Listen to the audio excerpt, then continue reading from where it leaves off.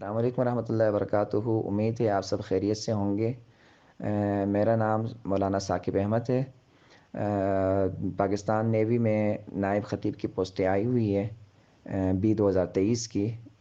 इससे पहले ए 2023 में मैं ख़ुद अपीयर हुआ था और मैंने तमाम टेस्ट के जो प्रोसेस है उसको क्रॉस करके फ़ाइनल इंटरव्यू तक पहुंच चुका हूं। तो मैं आप लोगों को इस बारे में मालूमात देना चाहता हूँ, अपना एक्सपीरियंस शेयर करना चाहता हूँ ताकि आप लोगों की बेहतर से बेहतर रहनुमाई हो सके और आप लोग अपने टेस्ट को एक अच्छी तरीके से अटेम्प्ट कर सकें और एक बेहतर तरीके से आप तैयारी कर सकें।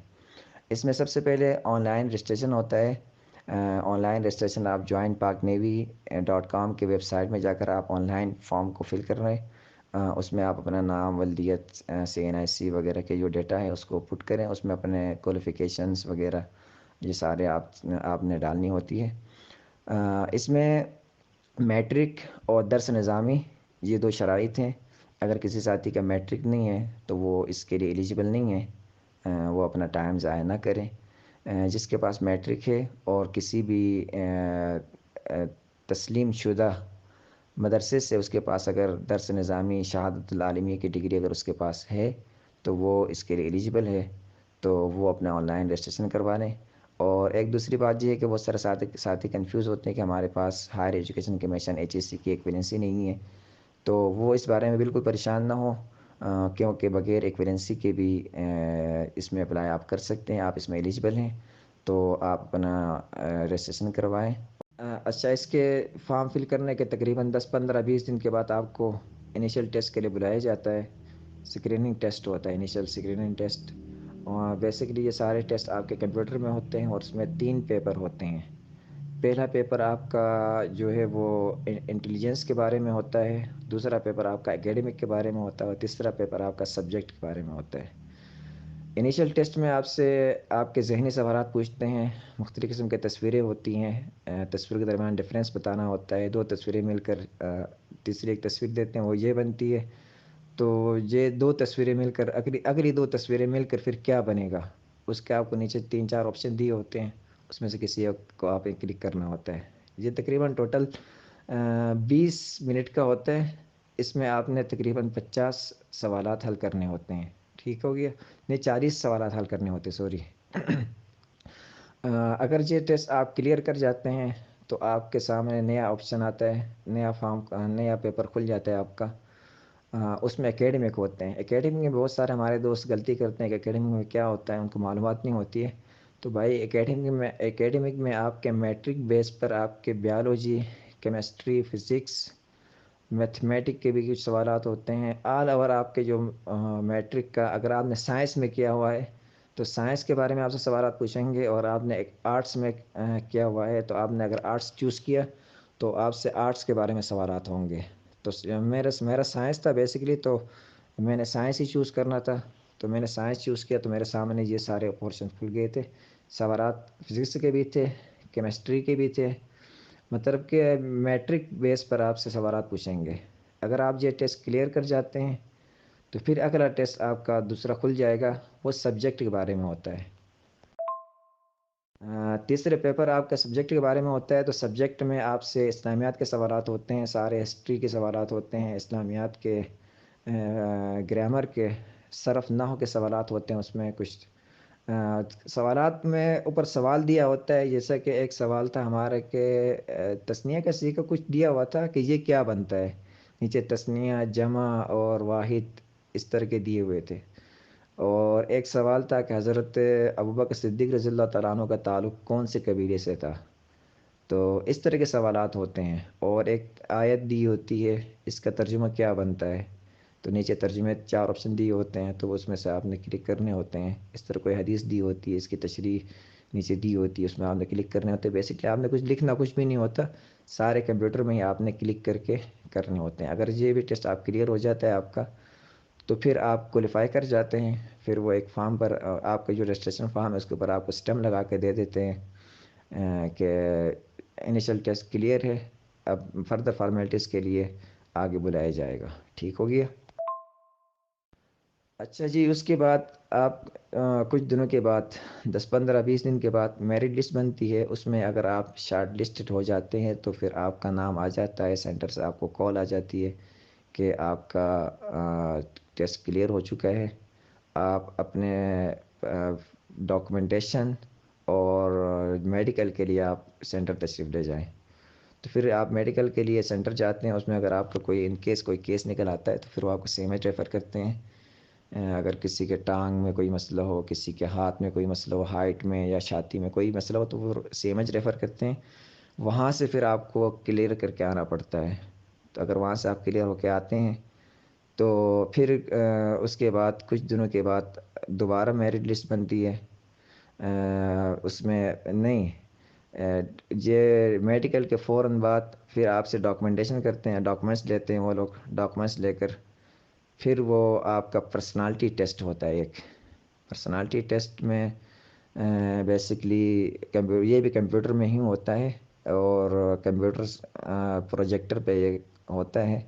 उसमें पर्सनालिटी टेस्ट में बेसिकली कुछ जुमले आपके स्क्रीन के सामने आते हैं, कुछ अल्फाज जैसा कि मदरसा, ताल्लुक, बाग। इनके आपने ये टोटल 90 होते हैं तकरीबन। ये शॉर्ट टाइम होता है, 10 सेकंड के लिए आपकी स्क्रीन के सामने आते हैं। आपने इनके जुमले बनाने होते हैं, पॉजिटिव वे में जुमले बनाने होते हैं। और कुछ आपको पेपर हाथ में दिए जाते हैं, उन पेपर में आपको टाइम वो स्टार्ट करते हैं। तो 10 मिनट के अंदर आपने तकरीबन 50 जुमले होते हैं, सेंटेंसेस होते हैं, अनकम्प्लीट होते हैं। आधे जुमले दिए होते हैं, मैं चलता चलता।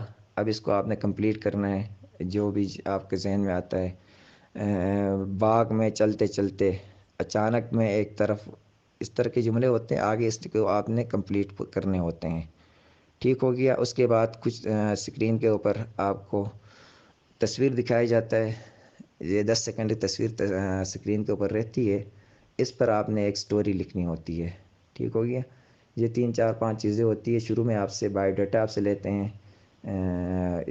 उस पेपर के शुरू में बायोडाटा होता है, आपने अपना नाम सब कुछ लिखना होता है। आपके बहन भाइयों की सबकी लिस्ट खाने होते हैं, आपके भाई हैं, बहन हैं, क्या करते हैं, क्या काम नहीं करते हैं, ये सारी चीज़ें उसमें मांगते हैं। तो ये सारी चीज़ें लिखने के बाद फिर अपना शार्ट सा तारुफ और एक ज़िंदगी का ऐसा वाक़या जिसने आपको मुतासिर किया हो, उसको लिखना होता है। दूसरी बात ये कि आप एक सवाल ये होता है कि आपका पसंदीदा शख्स कौन है और किस वजह से है। आपका नापसंदीदा शख्स कौन है और उसकी वजह क्या है। ये पर्सनालिटी टेस्ट में बेसिकली आपके जहन के बारे में देखा जाता है कि आपकी थिंकिंग कैसी है। शॉर्ट वक्त के अंदर आप किस किस्म के जवाब देते हैं। ठीक हो गया। पर्सनालिटी टेस्ट के फ़ौरन बाद फ़िज़िकल टेस्ट भी होता है। फ़िज़िकल टेस्ट में जिस तरह आम एक सिपाही का होता है, टेक्निकल वालों का, वैसे ही होता है। उसमें 8 मिनट के अंदर शायद 1.6 किलोमीटर दौड़ होती है, और चिनअप होते हैं, पुशअप होते हैं। ये सारी चीज़ें इसमें फ़िज़िकल टेस्ट में होते हैं। ठीक है।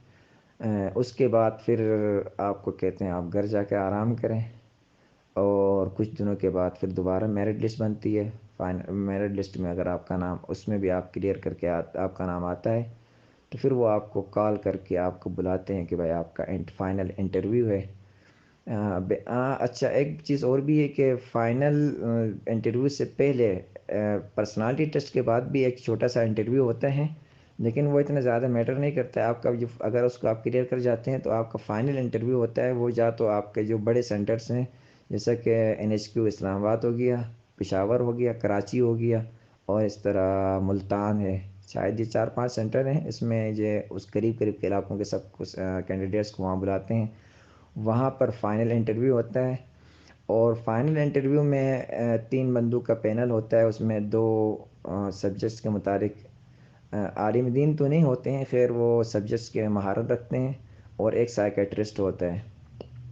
तो वहाँ पर आपसे मुख्तलिफ़ चीज़ों के बारे में वो सवालात करते हैं। और इंटरव्यू में बेसिकली कॉन्फिडेंस लेवल को देखा जाता है, और आपके गेटअप को, और आपकी बाकी चीज़ों को, और आपके कमरे में दाखिल होने का तरीका, बात करने का अंदाज़, और आप जवाब किस तरीके से देते हैं, सेटिस्फाई कर पाते हैं या नहीं कर पाते हैं। और साइकेट्रिस्ट जो होता है वो सिर्फ आपको देखता रहता है, उसमें लड़की भी हो सकती है, लड़का भी हो सकता है। अक्सर एक लड़की होती है पैनल के अंदर, ज़रूर एक ख़वातीन में से एक होती है। और अक्सर ये साइकेट्रिस्ट ही होती है जो सिर्फ आपको सिर्फ देखती रहती है, आपके हरकत व सकनात को नोट करती है। उसके बाद तकरीबन किसी का 10 मिनट का इंटरव्यू होता है, किसी का 15 मिनट का, किसी का 30 मिनट का भी होता है। मेरा तकरीबन 35 मिनट का इंटरव्यू हुआ था। और मेरा पेशावर में हुआ था। हम दो कैंडिडेट्स थे जो फाइनलिस्ट हुए थे, एक में था और एक दूसरा साथी था, हम दो ही हुए थे। और उसके बाद जो है वापस आप अपने घर आ जाते हैं। तो कुछ दिनों के बाद, तकरीबन 1 महीना 1.5 महीना लगता है फाइनल इंटरव्यू के बाद। उसके बाद मेरी लिस्ट बनती है। अगर उसमें आपका नाम आ जाता है तो आपका रिकॉर्ड वेबसाइट में भी शो हो जाता है, और आपको कॉल करके मज़ीद फार्मेलिटीज़ के लिए बुलाते हैं। तो ये सारे तरीक़ेकार था नायब ख़तीब का, शुरू से लेकर आखिर तक का प्रोसेस मैंने आपको समझा दिया है। अगर किसी को और भी कोई बात समझनी हो, पूछनी हो, तो आप कमेंट सेक्शन में पूछ सकते हैं। कोशिश करेंगे कि जल्द अज जल्द आपको इसका जवाब दिया जाएगा। अपना ख्याल रखिएगा, दुआओं की दरख्वास्त है। अल्लाह हाफिज़।